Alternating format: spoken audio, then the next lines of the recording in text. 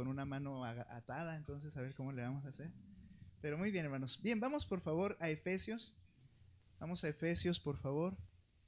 En Efesios hemos visto cómo en el capítulo 5 el apóstol Pablo, Dios a través del apóstol Pablo, que es el que habla en esa parte de la escritura. Voy a dejarlo encendido de todos modos por si lo localizan. En esa parte de la escritura, en el capítulo 5, nos habló de la importancia de la necesidad de ser llenos del Espíritu. Y de ahí abre un paréntesis porque hay un aspecto de la llenura del Espíritu, es decir, de que el Espíritu me controle, solo para decirlo de paso, ¿verdad? A veces el aspecto de llenura del Espíritu, algunos lo toman como una cuestión en la que pierdes el entendimiento, el conocimiento, ¿verdad? Estás en un trance emocional.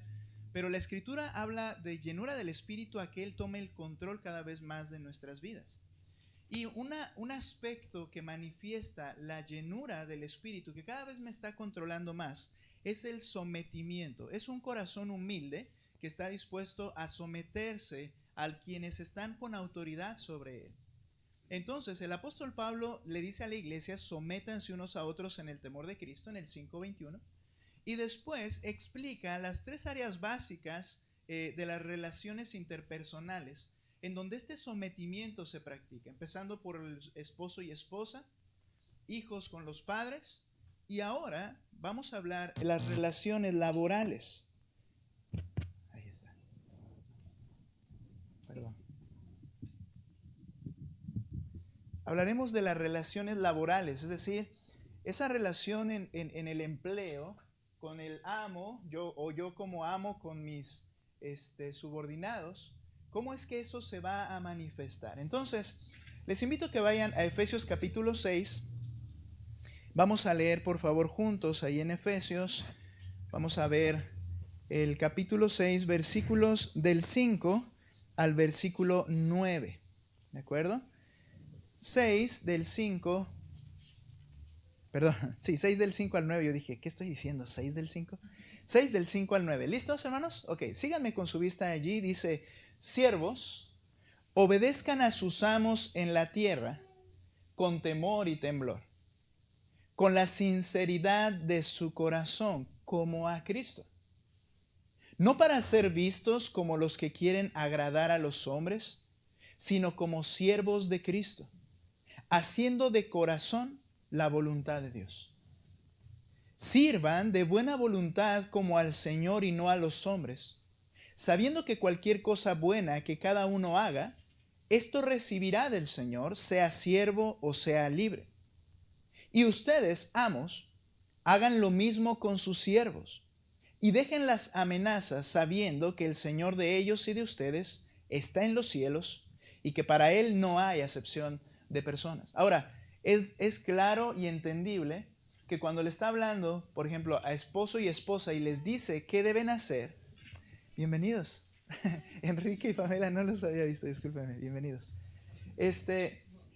En la parte de... ya me perdí un poquito, a ver, déjenme regresar.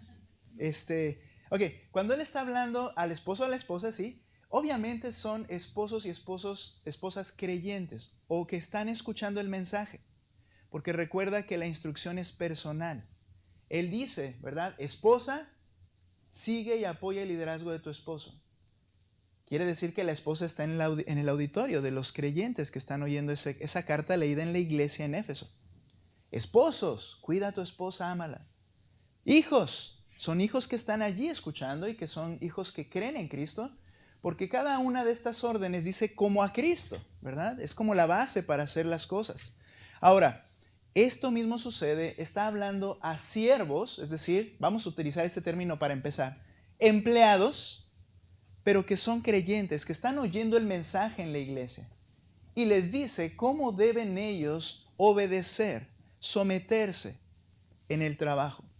Y luego les habla a los amos. Y no les habla a los amos que están allá afuera para que tú vayas y le digas, sino que te está hablando a ti, creyente, que tienes la función de ser un patrón o de tener un empleo y tener subordinados a tu cargo, cómo debes tratarlos. Entonces le habla a los que están escuchando. Quiero mencionar que cuando dice el término siervos, yo utilicé una palabra que utilizamos que es empleado, pero en realidad es el término esclavos.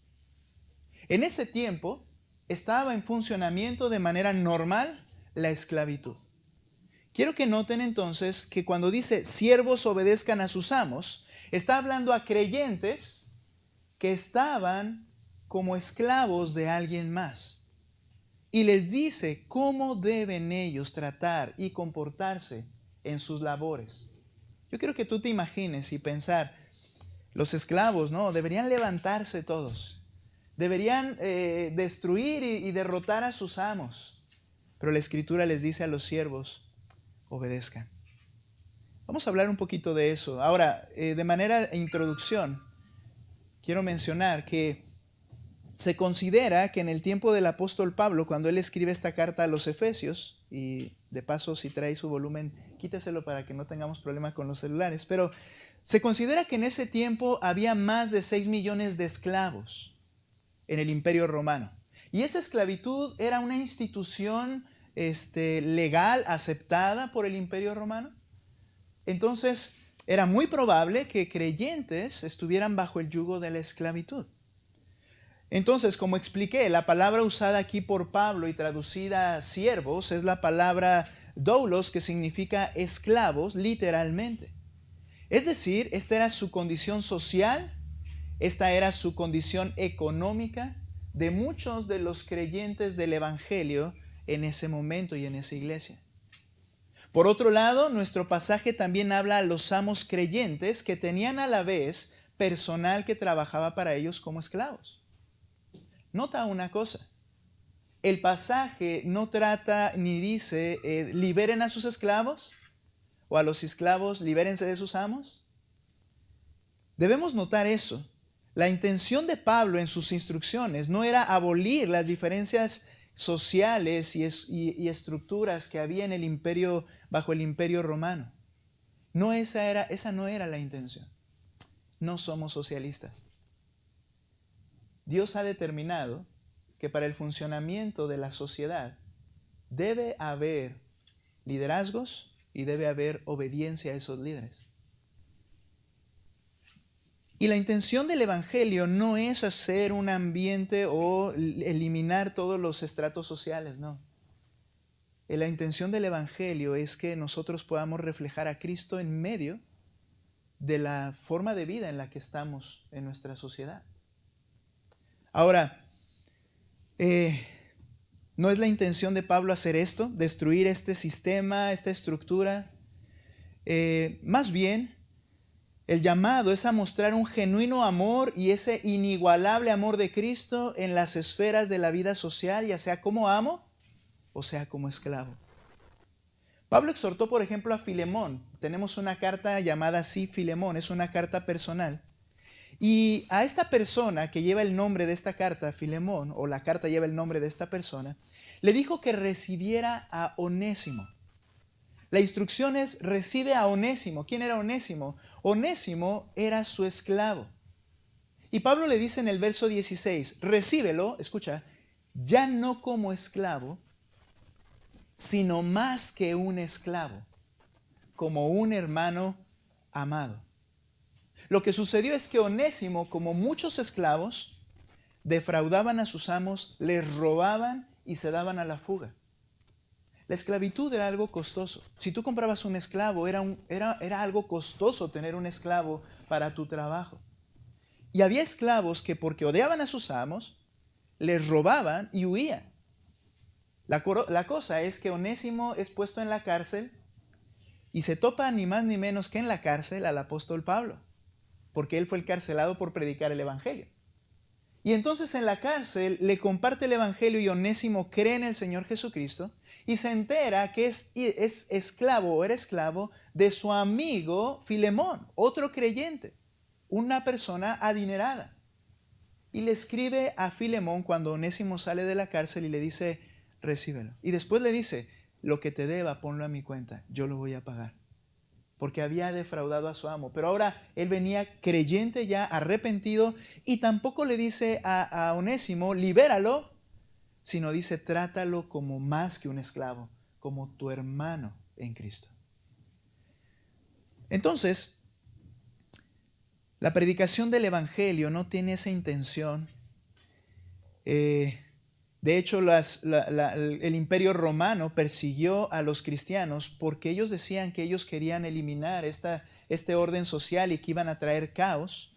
La razón de esto es que había esclavos llamados a ser pastores en la iglesia, porque es un llamado del Espíritu Santo personal. Y en la misma iglesia estaban amos que se sujetaban a los esclavos porque eran los pastores de la iglesia.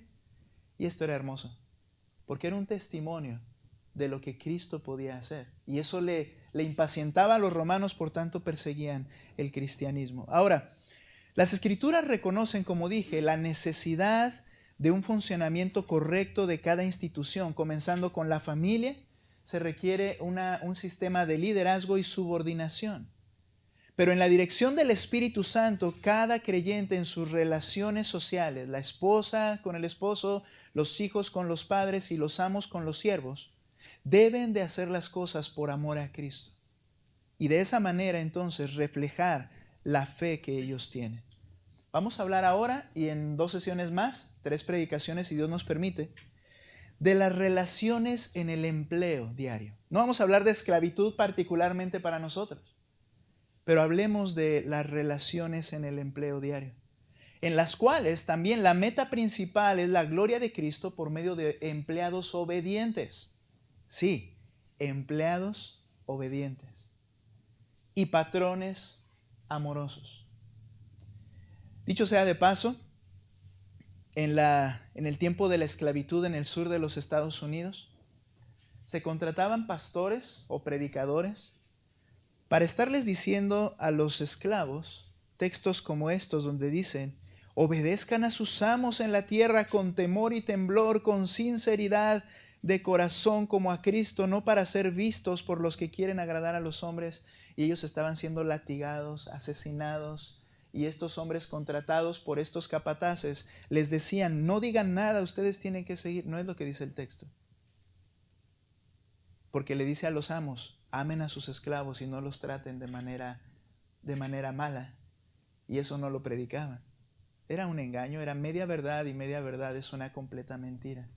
Entonces, nada más para mencionarlo, lo que veremos entonces es este tema, el Hijo de Dios y su empleo en este día. Vea versículo 5, por favor. Efesios 6, 5 al 7. Y vamos a iniciar con el verso 5. El Hijo de Dios y su empleo. ¿Qué les dice? Esclavos o siervos, obedezcan a sus amos en la tierra con temor y temblor, con la sinceridad de su corazón como a Cristo. Hay una orden, una palabra que es un mandamiento. Y ese mandato es: obedezcan. Obedecer. Obedecer, como dijimos en el tiempo de los hijos con los padres, noten que es la misma palabra, obedezcan a sus padres, y aquí dice obedezcan a sus amos. Obedecer es esto, escucha, una respuesta positiva, cumpliendo las demandas que satisfagan al que los solicita. Obedecer es una búsqueda genuina de complacer, satisfacer, dejar contento o hacer feliz a la persona. Y cuando dice entonces, siervos, obedezcan a sus amos, busca satisfacer, complacer, hacer contento al que te contrata. El empleado que es cristiano, solemos decir los que tenemos ya más tiempo en lo que es una iglesia, el empleado que es cristiano son los mejores trabajadores. Déjame te digo una realidad, no siempre eso es cierto. Quienes han tenido la oportunidad de trabajar en lugares ya establecidos, probablemente te has dado cuenta de cuántas cosas malas se dicen de algunos que se llamaban cristianos y que eran holgazanes. Se decían cristianos y que eran mentirosos. Se decían cristianos y buscaban poner en contra del patrón a los demás trabajadores. No, no es cierto. Por eso Pablo nos habla y nos dice cómo debemos ser buenos empleados. No es una verdad absoluta. No todos los cristianos son buenos trabajadores. Dijo el otro, no todos somos buenos trabajadores, ¿verdad? Para no sentirnos aludidos. Tenemos que escuchar qué nos está diciendo la Escritura. ¿Realmente haces las cosas con la intención de dejar contento a quien te contrató? Pablo le habla al pastor Tito, un pastor joven que él envía a Corinto para, lo enviaba a diferentes iglesias para exhortar a la iglesia en representación del apóstol Pablo. Y Pablo le dice a este pastor en la carta a Tito capítulo 3 verso 9, escucha, exhorta a los siervos, mismo término, esclavos, a que se sujeten a sus amos en todo, que sean complacientes, no contradiciendo. Nuestro corazón pecaminoso lucha con el orgullo y quiere defender sus propios derechos, ¿no es cierto? Esto en cada una de las esferas de relaciones sociales. Pero Pablo le dice a Tito, por favor, exhorta a los que están en su trabajo que se sujeten a sus amos en todo. ¿Cómo se ve esto? Que sean complacientes y no respondones. La palabra complaciente, nuevamente, que busques agradar y satisfacer las expectativas que se tienen. No respondones, no contradiciendo. Es decir, una persona que se opone, que replica y contradice. Hermanos, en todas esas áreas de autoridad, quienes están con autoridad sobre ti y te dicen algo y tú, pero es lo que dice, eso no está bien. Si tú entiendes lo que es obediencia, si tú entiendes la posición que tiene la persona en casa, padres con hijos, en el trabajo, en la iglesia, es un pecado que siempre estés contradiciendo, siempre estés retando, siempre estés, pero tienes que tener cuidado. Ese es un problema no del liderazgo de la persona, es un problema de mi corazón. Es lo que está diciendo Pablo a los creyentes. Ser respondón es que no estás asumiendo tu sumisión guiado y controlado por el Espíritu Santo en tu vida. Que seas complaciente, hacer lo que se tiene que hacer, no contradiciendo, no replicando, no oponiéndose. Hermanos, ¿no crees que Dios sabe que tu patrón o quien está en liderazgo en tu relación tiene errores y errores que pueden ser flagrantes? Pero no hay en la Escritura ningún versículo que te diga, por lo tanto, ya no le obedezcas, salvo lo siguiente, si te pide que hagas algo que va en contra de algo que Cristo específicamente te dice que no hagas, obedece a Cristo y no importa lo que pase. Pero por el contrario, nosotros decidimos a quién someternos. Si esa persona para mi expectativa es digna, entonces voy a tener una buena actitud. Pero si esa persona no alcanza el nivel que yo quiero, entonces voy a replicar porque no debería estar ahí. Acuérdate que el que pone reyes y quita reyes, pone líderes y los quita, es el Señor, no tú. Pero tú sí manifiestas, y yo manifiesto un corazón con pecado cuando no estoy dispuesto a someterme. O por lo menos un corazón que no está siendo llenado y guiado por el Espíritu Santo. Sí, se requiere que el Señor nos llene del Espíritu a veces para podernos someter a nuestros padres de manera correcta. Se requiere que el Señor nos llene de su Espíritu para entonces someternos al pastor. Se requiere que el Señor me llene de su Espíritu para entonces someterme a mi amo, mi capataz, ya se oye muy feo, ¿verdad? Pero el que esté dirigiendo el área en el que estoy trabajando. Pero el punto es que yo debo de buscar esa llenura del Espíritu. Entonces, el creyente en Cristo es llamado a esta clase de obediencia satisfactoria. No solo para el patrón, sino como dice el texto, con temor y temblor como a Cristo. Esa es una acción que es delante del Señor. Ahora, esta clase de obediencia, esta clase de buscar satisfacer sin tener una actitud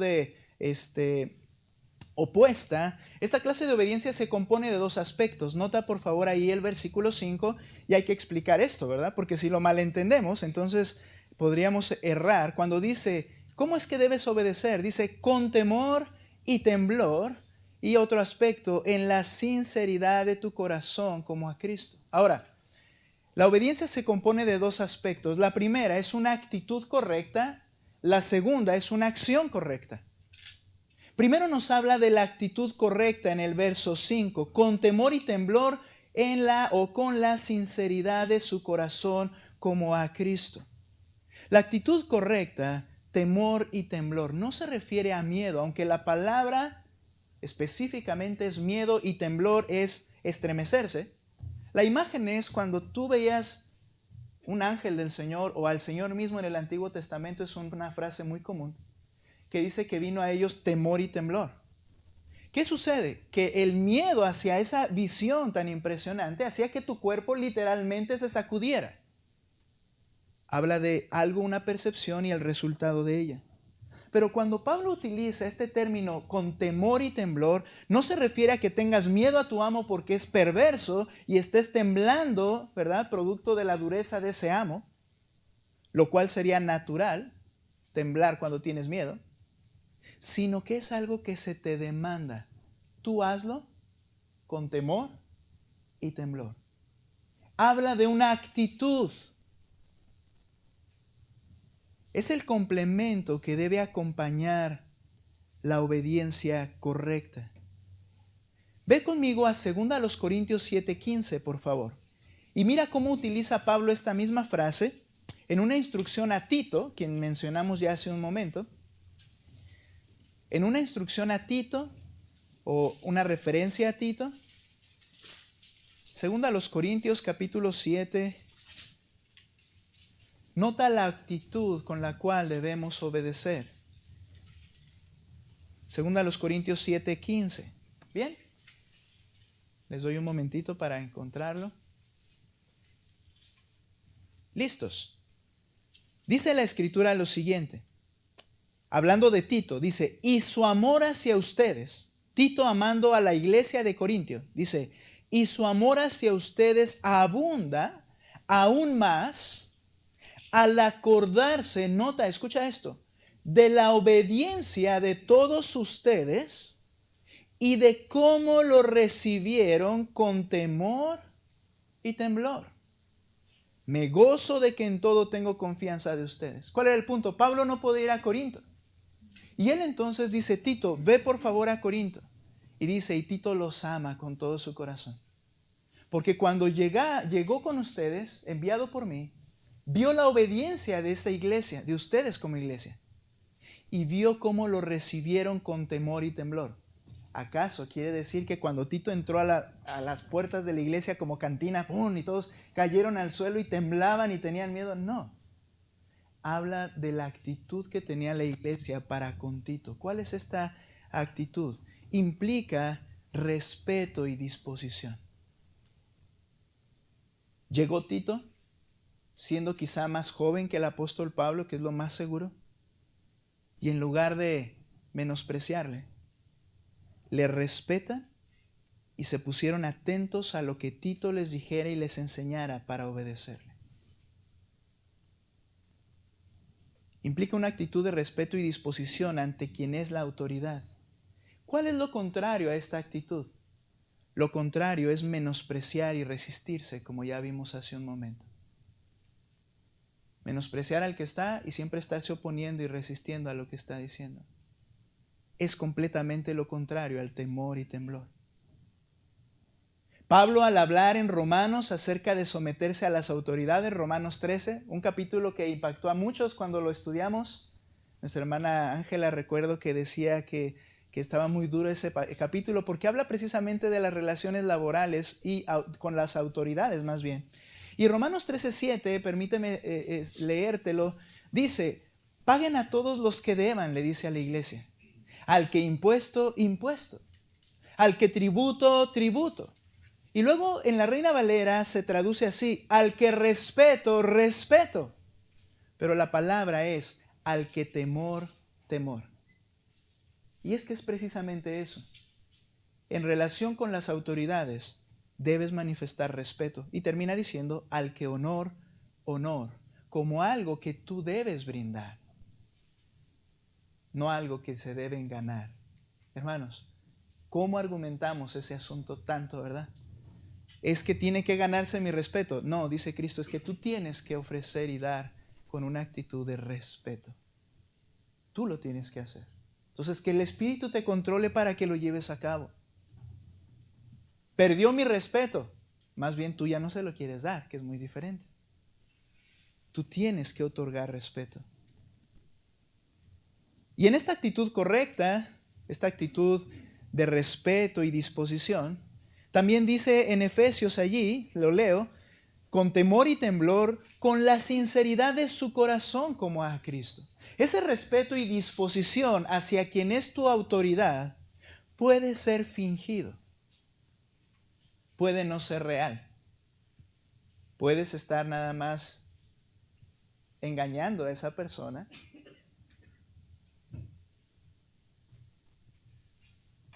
Pero la Escritura nos habla, hazlo con sinceridad de corazón. ¿Qué significa esto? Con integridad. Que lo que se ve afuera, así como tú le hablas a ese patrón con respeto ahora que lo entiendes, sea porque le tienes respeto en el corazón.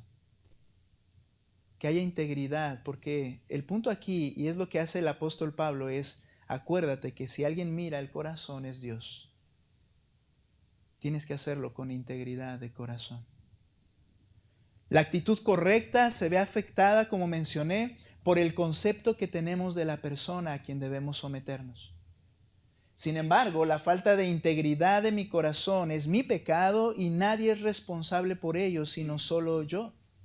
En un pasaje paralelo, igual que en Efesios, cuando habla del esposo, esposa, padres e hijos, también menciona Colosenses capítulo 3, la relación de amos y siervos, y él dice lo siguiente en Colosenses 3:22. ¿Cómo debes obedecer? Dice, con sinceridad, de corazón, temiendo al Señor.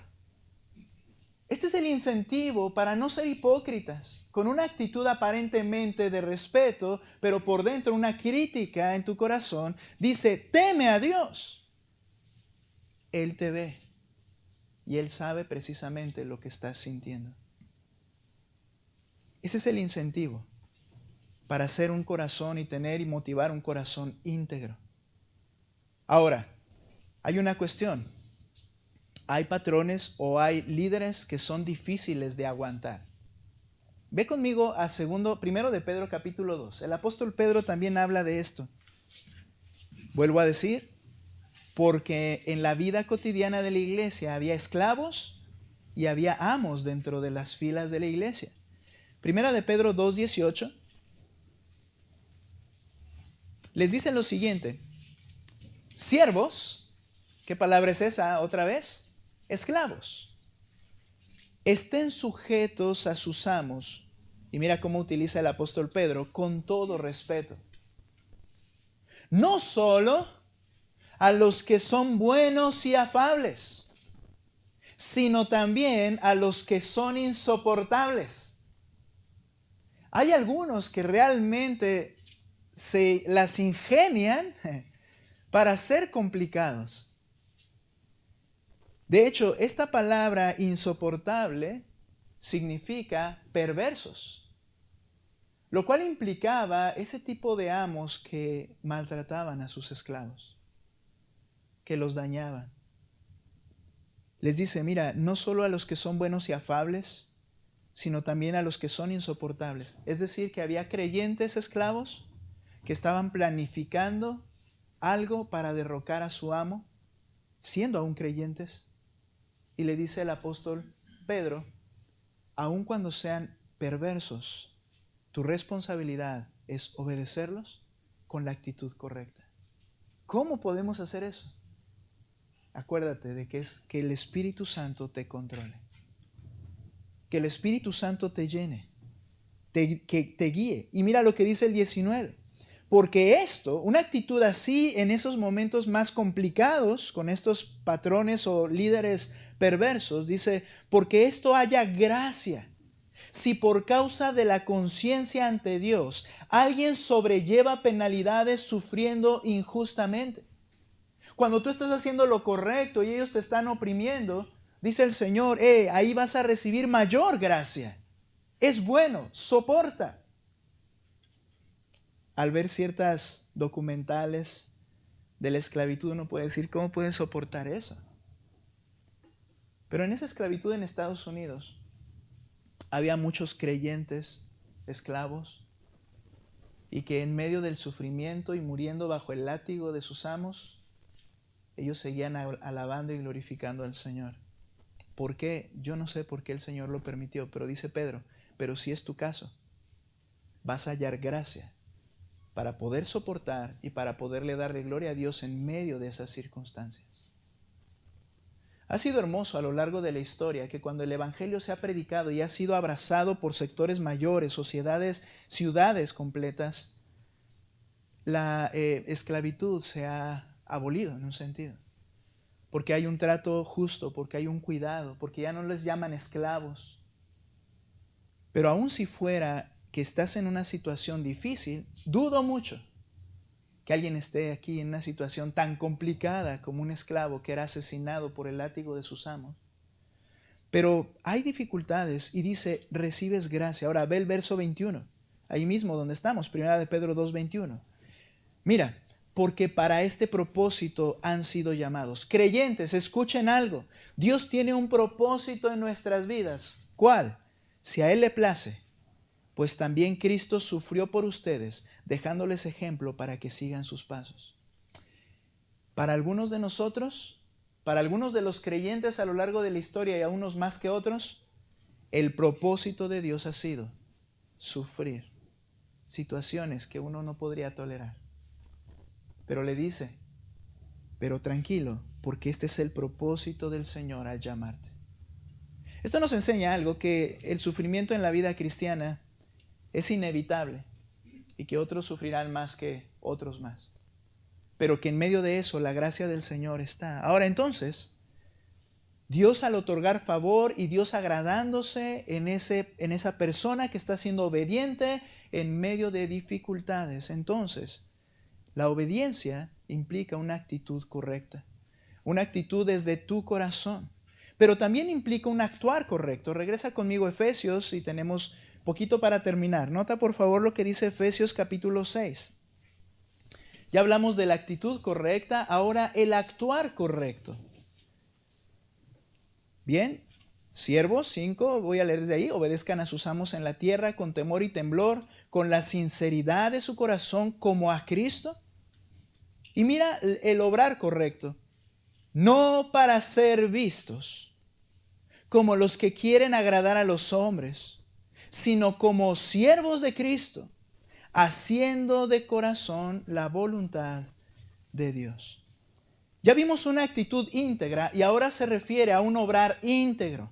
Dice el pasaje, no para ser vistos. Una cosa es la obediencia que satisface las necesidades del patrón, y otra muy distinta es ganarse el favor del patrón para no hacer lo que realmente se demanda. Y esto no es obrar con integridad. Los creyentes no deben ser aduladores. Dios aborrece la lengua que es aduladora.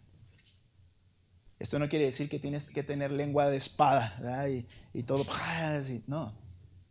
Pero quiere decir que la actitud de buscar ganarse el favor con la intención de aligerar mi carga, de ganar beneficios, esa actitud no es íntegra, más bien ese obrar no es íntegro. Cuando trabajas, trabaja no solo cuando te están viendo, dice el texto. No solo cuando está el amo allí, ¡ay, cómo se mueve este muchacho o esta mujer!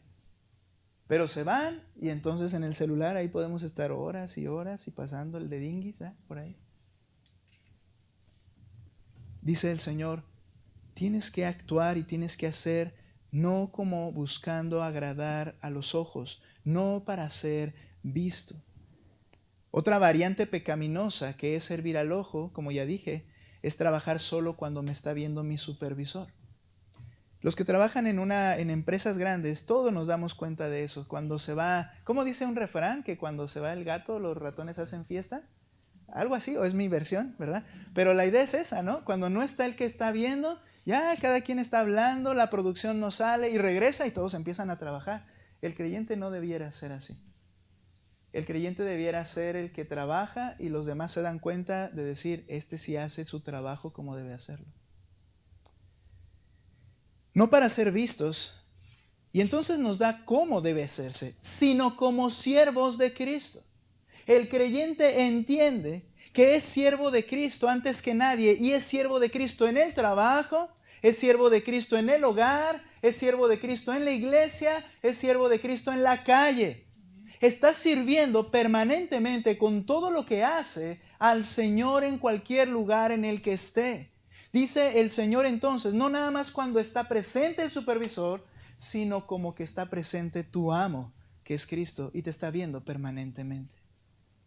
Como siervo de Cristo. Y dice ahí, haciendo de corazón la voluntad de Dios. Señor, en mi trabajo de manufactura, en mi trabajo de consultoría si soy médico, en mi trabajo de mecánico si estoy con un auto, en el trabajo de, que me limité mucho en no pensar más trabajos, pero en mi trabajo de carpintería, de albañilería, en el trabajo en el que esté, Señor, ¿tienes voluntad ahí? ¿Hay algo que dices tú que debo hacer para cumplir un propósito para ti? Y la respuesta es sí, porque dice el texto, haz de corazón la voluntad de Dios. ¿Cuáles? Debes preguntarte, son los propósitos que Dios establece en la Biblia en mi trabajo. Y no precisamente el primer concepto es el que estás pensando. Prosperidad, banco con una cuenta abultada, casa nueva, auto nuevo. No, esas no aparecen en la Biblia, pero te voy a mencionar las que sí aparecen. Y obviamente el Señor provee con su gracia lo que requerimos. En primer lugar, la Escritura nos habla de que el trabajo y trabajar con esmero es para ser de beneficio a otros. Voy a mencionar algunos textos. Por ejemplo, ser beneficio a otros implica provisión a quien lo necesita. En Efesios 4:28 leímos hace no mucho tiempo que dice el siguiente pasaje, este pasaje lo siguiente: el que roba o el que lo hacía, no robe más, sino más bien trabaje, haciendo con sus manos lo que es bueno. Hay trabajos que no lo son. Haciendo con sus manos lo que es bueno, a fin de que tenga que compartir con el que tiene necesidad. Nota que no habla de lo que voy a acumular. Habla, trabaja para ayudar. Si alguien en la iglesia tiene necesidad, compártele. ¿Propósito, voluntad de Dios para tu trabajo? ¿Lo habías pensado? Ese argumento común acerca de ofrendas, no sé, no es que lo tengo como una amargura en mi corazón, sino que lo escuché de una manera tan clara que dije, wow, ese es nuestro concepto. Yo voy a dar y ofrendar en cuanto pueda, pastor. Y dice el texto, no, trabaja para que des. Interesante. Trabaja pensando en ayudar a alguien más. Bueno, mi trabajo tiene como principio ser de beneficio a otros. ¿A quién más beneficiamos? Primera a Timoteo 5:8 dice, pero si alguien no provee para los suyos y especialmente para los de su casa, ha negado la fe y es peor que un incrédulo. ¿Por qué un esposo sale a trabajar todos los días? Porque tiene la responsabilidad de proveer con amor para su familia, ser beneficioso para su familia, a quien sustenta. Y algo más, en el contexto de patrón y empleado. ¿Cómo es que yo soy de beneficio? Ve conmigo a Tito, por favor. Ve conmigo a Tito. Ya leímos, mencioné este pasaje donde vimos no sean respondones, ¿recuerdas? Ahora, vamos a leer nuevamente ese texto y unimos el 10. Dice Tito 2:9 y 10. Exhorta a los siervos a que se sujeten a sus amos en todo, que sean complacientes, no contradiciendo. ¿Listos? Ahora, quienes lo tienen ahí, por favor, lean el verso 10 fuerte, juntos. ¿Qué dice? No defraudando, sino mostrando toda buena fe, para que adornen la doctrina de Dios nuestro Salvador en todo respeto. Ok, en el trabajo, ¿cómo es de beneficio? Dice, no defraudando. Este término defraudar significa desfalcar, robar por malversación de fondos. Y hay un ejemplo en la Escritura que se utiliza este término, ¿por qué defraudaste? ¿Y sabes quién es? Aunque no es en el contexto laboral, Ananías y Zafira. Ananías y Zafira le dijeron a la iglesia, hermanos, beneficio, ¿recuerdas? Vamos a dar este dinero que es de un terreno que vendimos para la iglesia y sus necesidades. Pero cuando le entregaron, le succionaron una porción, no nos dice la escritura cuánto. Le quitaron y entonces dieron solo una parte. Y cuando Pedro habla con ellos, guiado por Dios, le dice, ¿por qué desfalcaste? ¿Por qué malversaste? Y de esa manera estás robando a Dios. ¿Y recuerdas qué le pasó a Ananías y Zafira? Ambos murieron. Te voy a decir un consejo desde mi corazón, fuera de lo que es el empleo ahorita en la iglesia. Muchas veces desfalcamos a Dios y a la iglesia porque pensamos que ellos no se van a dar cuenta. Eso pasa de una manera muy común. Tal vez tú pienses, wow, qué pecado tan horrible. No. Tú prometes algo y lo cambias. Estás desfalcando, estás defraudando. Se espera algo de ti y no lo llevas a cabo. Estás defraudando. Hay ocasiones en el que esto es para la iglesia y después no, dijo mi mamá que siempre no. Está bien, pero el punto es que es una actitud de defraudador. Y eso me trae un pensamiento. ¿Cómo son en sus trabajos? No estoy hablando de todos, ¿ok? Ni estoy hablando de alguien en específico. Estoy diciendo, ¿cómo buscamos salirnos con la nuestra? Tuvimos un empleado aquí porque estábamos construyendo las paredes que quedaron algunas, pues en lo que se pudo arreglar, ¿verdad? El hermano debe recordar que él me prestó una lona, por lo cual estoy en deuda todavía con el hermano por la eternidad, creo.